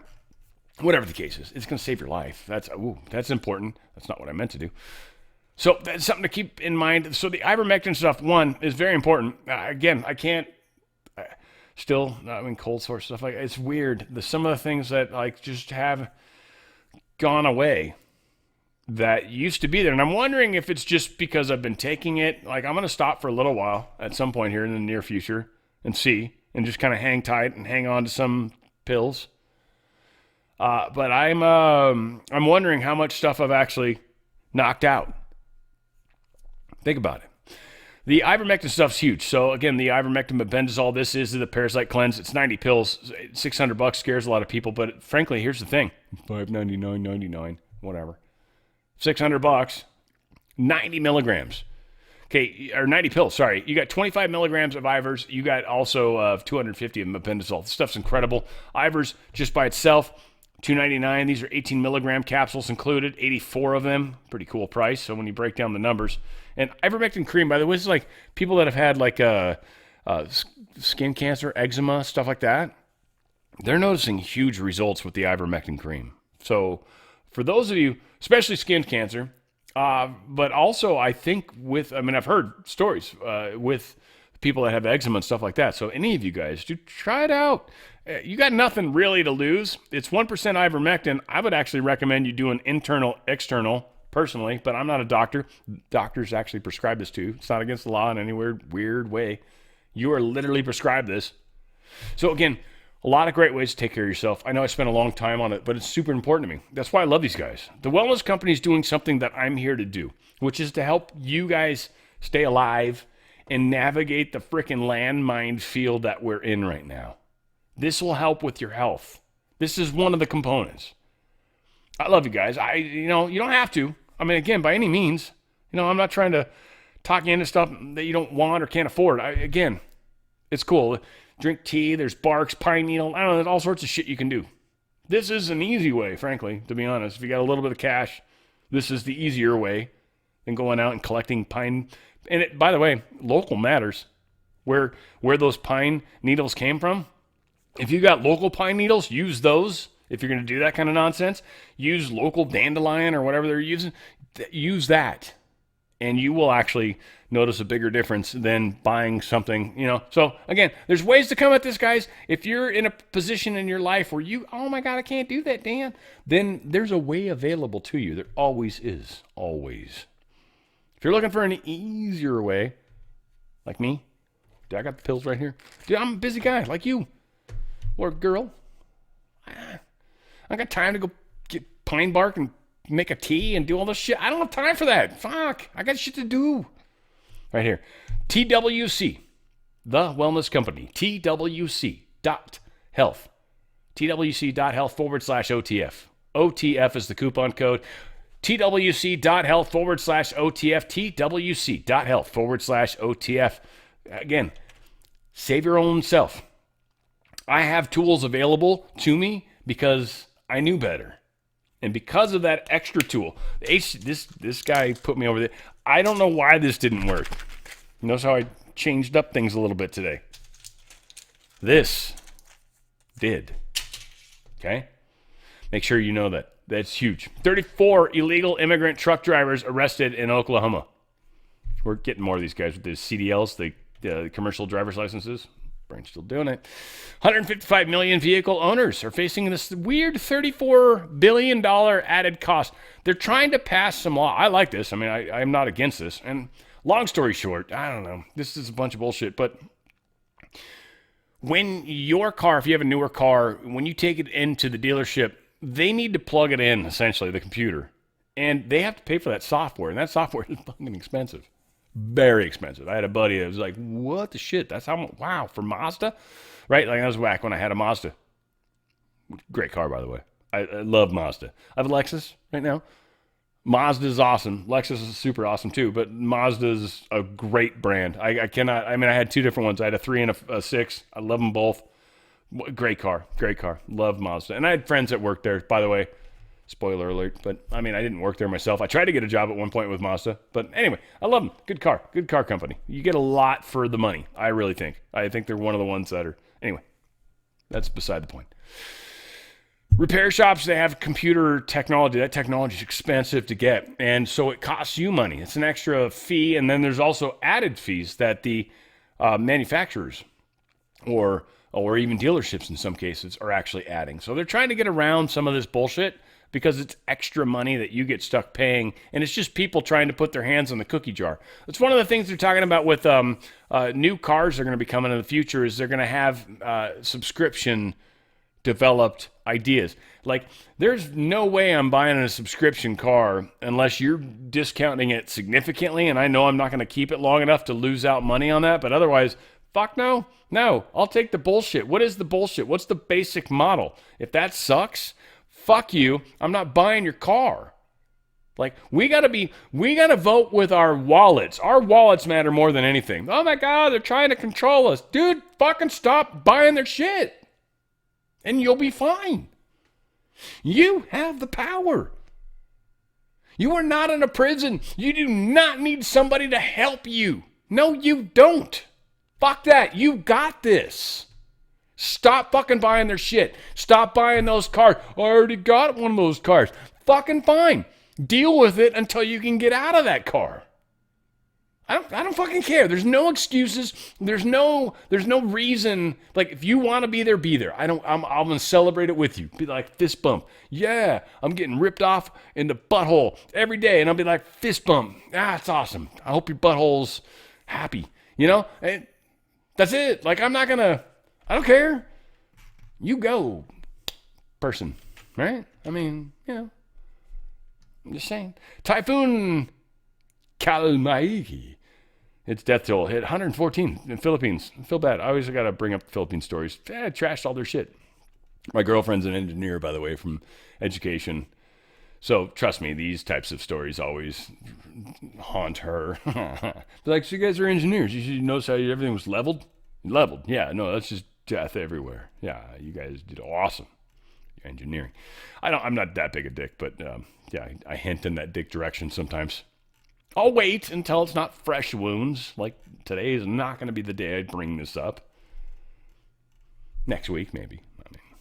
I'm just saying, hey, look, I'm not perfect, guys. Come on. I don't want to be. NVIDIA, fuck, a long show today. Damn, sorry, guys. NVIDIA's Jensen Huang says China is going to win the AI race, mainly because they can do power. Power's the thing. Power is going to be the key. Power will be the key. Right, wrong, and different.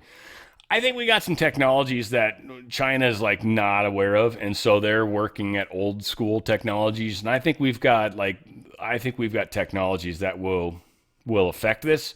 And I hope that we're actually manufacturing them. But whatever the case is, China will be like, yeah, we'll build a dirty ass, burn fucking bodies, and make power. We don't give a shit. Well, like they'll do it. They don't care. They have no problem with that. China's ordering state-funded data centers not to use foreign AI chips. Anyone that's already or is far enough along in the building development process, they'll deal with those on a one-by-one basis. But essentially, China's realized the deal. We're not giving you the sweet chips. And any chips you got, yeah, they probably do have backdoors. What are you going to do? You got backdoors in all of our shit, China. And China's like, oh, fuck. We're going to make our own chips. So just like us right now, oh, fuck. We're going to get our own precious metals. Yeah, same shit. Both sides. Both sides are freaking out right now, which is cool. It's fun. It's fun to be a part of this experience, I think. China introduces new export controls on antimony, tungsten, and silver.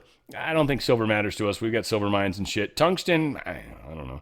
I will say there was a tungsten, the spinner thing, and I got a spin, like a hand spin. I don't know what it was. It wasn't that expensive, and it was just like, it was harder to do when I got it than what I thought would be the case. But this tungsten is the actual spinner thing. It's pretty cool. It's actually cool. It's a very dense metal. It's very nice. Anyway, antimony, I don't know anything about other than it's antimony. It's against the money, man. It's like, no money. It's like, no, fuck that money shit. We're turning it off. So that's what happened. Anti-money. China defends Nigeria, claims Trump is using slaughter of Christians as an excuse to interfere. I like longer hair, so this is where I'm not going to comment too much on her beauty. She's an attractive lady, don't get me wrong, but she's got short hair. I don't like that. Nigeria claims Trump's using slaughter, right? He's using his excuse to go in and stop them from doing horrible things like killing people for no reason other than religion. Which, by the way, a lot of Christians are kind of cool. Like, fuck those Muslims, right? Like, so just make sure you temper everything, right? If you get pissed off because people are killing Christians, just make sure you're not all fired up to kill Muslims or Islam or whatever the shit. Like, again, I'm not trying to say anything other than I think most religions are actually very regional. They're just very regional. They just seem to be. Let's see. What is this? This is another. U.S. is working with Arab partners to end Sudan's conflict. Yeah, ultimately, I think they want these other people to be a part of it. And Egypt, Saudi Arabia, UAE, they're all a lot more of the Arab variety versus here in the United States, where we're pretty much small numbers of Arab. So us having an opinion here is kind of like, there, yeah. So he's like, dude, get involved. This is your area. Get involved. And I think they will. They'll probably take care of it. Breaking: Trump's envoy, Witkoff. Well, this evening, apparently another country will join the Abraham Accords. Yeah. I think it was like Uzbekistan or something like that. Not trying to ruin it for you, but yeah, it wasn't really a yay moment. It was like Uzbekistan? Really? I don't even know how to properly say that, I don't think. Like, and that's the one that we're going with? That's the final answer? All right. Andrew, former Prince Andrew, former Epstein best buddy, has been summoned by U.S. Congress to explain his Epstein links. Apparently, he doesn't have protection anymore. So they're like, yeah, bitch, come on down. Next contestant on the Epstein's Price is Right. Yeah, this dude, after even killing off Giuffre, yeah, he's still in a bad place. He didn't get away from that. Italy, foreigners are apparently committing 43% of sexual crimes. Wow, that's pretty good. I mean, sex crimes are, unique. 60% of robberies, though, and thefts. So, the 43% of sex crimes to me, is not as powerful a number, I guess, only because. But, what's the other percent? Homegrown? So we're competing against our own homegrown rape?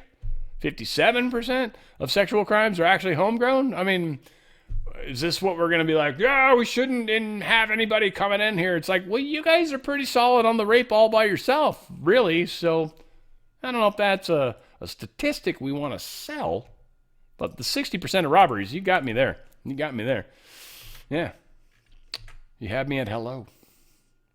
Too late to retreat, they say. Key Ukrainian logistics hub is nearly fully captured by Russia. If they counteroffensive, if there is one, will likely piss off Russia really, really bad. So the expectation is that's not going to happen. I don't want to get into the details because, frankly, none of us give a shit. Ukraine slaughters civilians and then blames Russia again. There's a video that's not in here because it shouldn't be, but yeah, it's pretty brutal. Shocking video recently published by Russian media and a Telegram channel. Again, believe it if you don't. Whatever, doesn't matter. Shows the last moments of two civilians before they were killed by Ukrainian drones in the Kupiansk region, east of the city of Kharkov. The drone observed the first man carrying a white flag, a universal sign for surrender, or, in the case of civilians, that they pose no threat, before flying right into him and blowing him up. And injuring the dog, apparently, that he was walking with him, which, just to make PETA people pissed too, right? We want to make everybody angry on this story. We're assuming the dog died, but we don't know for sure. A second civilian, upon reaching the body of the first, crossed himself, like Father, Son, Holy Spirit kind of thing, right? And walked on. But he was praying on his knees, crossing himself repeatedly as a drone hovered above him and then went in to strike him, blowing him apart too. To me, it seemed like a bad choice, by the way. You can cross yourself all you want, but you keep walking away from wherever the hell that thing just happened. I don't know about just propping down on my knees and be like, all right, but whatever. We don't have the video, which is probably a good thing. I was going to watch it too. I was ready to watch that one. I didn't get to see it. I didn't go looking for it. West is planning a major sabotage at the Zaporozhye nuclear plant and blame it on Russia. I hope they don't do this. And so I'm expecting this kind of stuff in some of these places. So be careful, be mindful. We're not going to let them get away with it, I don't think. U.S. judge drops criminal charges against Boeing over the 737 MAX crashes. This is a very weird situation. The Department of Justice dropped it. The appellate court basically said, I think it was an appellate court that came in at this last point, but it's like, all right, you guys are making good reasons for why you're dropping this. For me, there's the standpoint of they're going to be doing the F-47. They're also Artemis. They're also making a whole bunch of aircraft, the 747 or 770s. I don't know what the new Air Force One's supposed to be. Is it 777? Probably. But that's supposed to be happening. That's behind schedule. A whole bunch of the new 777s for many, many places across the world are suing them, and they've cost them billions of dollars, and that's not happening yet. So I don't know what's happening with Boeing. If you are somebody that's skilled, I don't care what age you are, try to find a job at Boeing, wherever that is near you. They are definitely hiring. This is a company that needs help, and we need good people. So I can't get a job. See if Boeing is around you and hiring, right? Unless you've got some weird-ass criminal background or something, because then that'll probably be a problem. But if you're non-criminal background person, you probably can get away with it.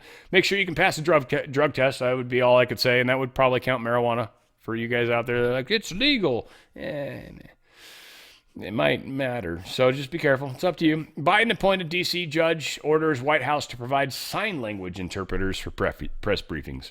They didn't specify it had to be DEI. I was like, part of me was the joke, and the whole entire story was that, like, you have some sort of crazy ass, DEI. It's got to be some guy with a mini shirt, big giant gut hanging out, white guy that's probably a child molester. He's like, just making shit up, just throwing whatever the case is. Roblox judge rules against the online platform Roblox keeping alleged abuse case in the public eye. Like, they were trying to hide it, and the judge is like, no, I don't think that's necessary. I think we're okay with this. We got a bigger thing going on, and so no. Is basically what the judge said. It was a California judge. Go figure. Apple taps rival Google's 1.2 trillion parameter AI model to power Siri. Apple's one of the most, they used to be. I don't know if they still are. Google may be bigger, but they were one of the richest companies in the world. They were unable, it seems, to launch their 2024 iPhone 16 with this AI-powered Siri. It just failed. So they're now going to partner with Google and their Gemini AI, and they're going to use that until a little later down the road, like a year later or so. iOS 26.4 for all you crazy iPhoneers out there.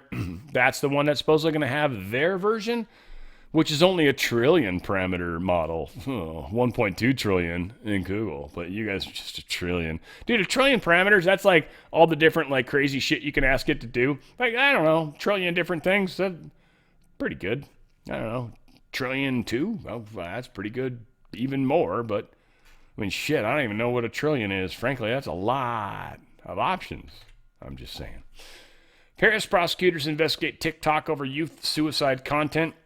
Again, TikTok's still, I don't think, owned by us. So, yeah, TikTok's bad, people. I'm just saying. It's not helping your children. They're watching it. It's probably trying to harm your Western child at very least. And what do we got? Oh, yeah, a couple more things. Marshawn Nealand, he's the Cowboys defensive end. He's dead 24 days after scoring a touchdown. I mean, I don't know if the days matter. It's kind of weird. It's a 6 number, but Marshawn Nealand, 42. Hang on, 24-42. 42 is the number, the answer to everything, so that's a significant number. Marshawn Nealand's defensive end for Cowboys has died at age 24. And that's his age. Okay, I see. He's not dead 24 days after something crazy.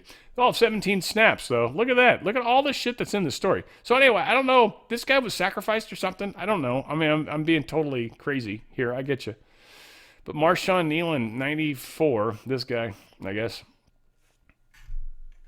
Dead. Shouldn't be. Also strange, Miami Heat head coach. Whoops. Eric Spoelstra?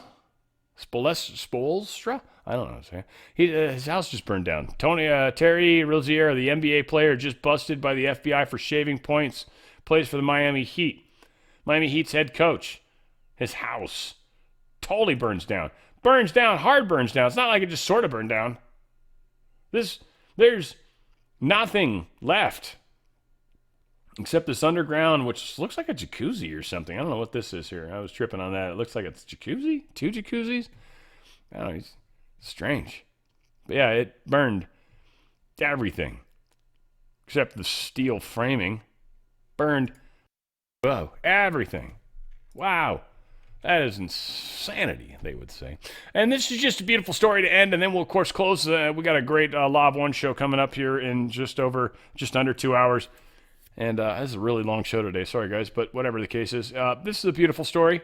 Wanted to end with this because, frankly, it made me happy, and it made me tear up, and that was a good thing. A sea turtle with a superstar name is making waves. What a great segue from music to a female loggerhead named Swim Shady is back home in the Atlantic after months of recovery.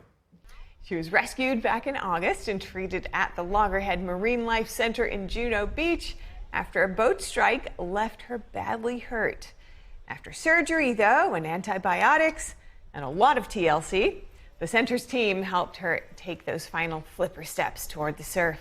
That's right. Dozens of onlookers cheered her on. Look at that, as she made her slow crawl back to the water. It was a picture-perfect Florida day, sun and sand, and one very determined sea turtle heading home. I think we had 2 daylight savings that actually occurred during the turtle moving its way out to the water, but it finally made it. There's proof. Proof is in the pudding or the water. Whatever the case is, this turtle. Oh, can you imagine like how weird it's got to be for the turtle? The turtle's like, all right, yeah, you guys been good to me. Huh? People are cool. People are great. Yay. Why is there so many of you? Fuck, that's weird. Right? All right, I'm going swimming. Right? And then maybe the turtle came back 30 minutes later. He's like, oh, this is great. I'm swimming, right? Doing the breaststroke or whatever they do, right? And then he comes back and he's like, wants to see all the people. He's like, huh? And then he gets himself beached again or something stupid. He wasn't beached. He got hit by a boat. It wasn't my boat. That was someone else's boat. It wasn't Bubba Comp. No. All said, guys, we got a lot going on, and I think stay positive best you can.